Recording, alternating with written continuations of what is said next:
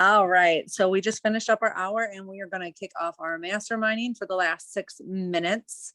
Um, we're going to piggyback off of what I was just saying, that we were making sure with movement.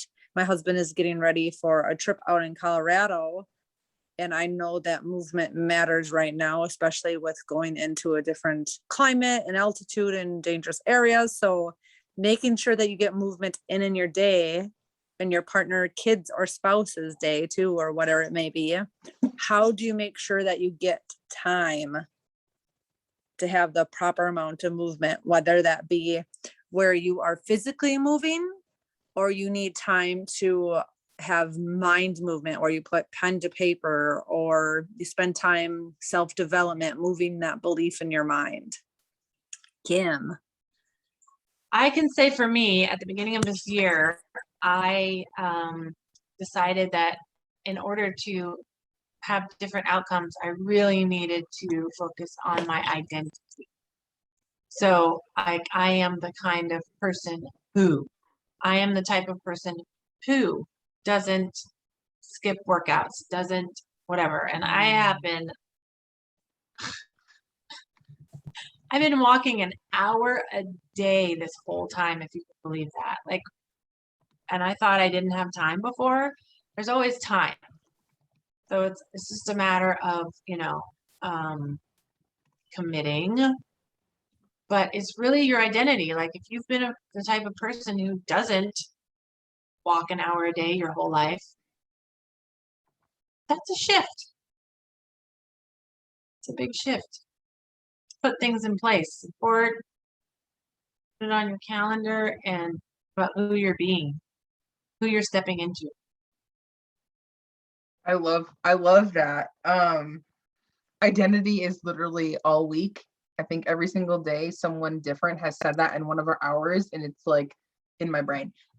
So very OP, as we say, very on purpose, that is coming through, that I need to hear that and think of it. And I love the idea of saying I am the type of person who, and then knowing that we get to shift that and create our own story.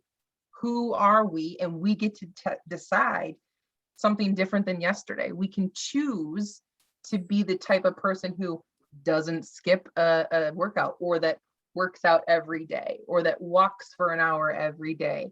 So I'm gonna take that advice and work on building my identity of who I am and the stories that may not fit, and changing them because I can. Yeah, super briefly, it's you start to hear what people say. Oh, I blah blah blah, and then it'll be like this blanket identity statement that just keeps them locked in. Like a friend of mine once said, "Oh, I always get depressed when I come home from vacation." Wow, that sucks. Like that's just something that it's like such a definitive statement. Like, wow, locking yourself in there. Or I'm a morning person, or I'm an evening person. The truth is we can be whoever we want. We change it like that.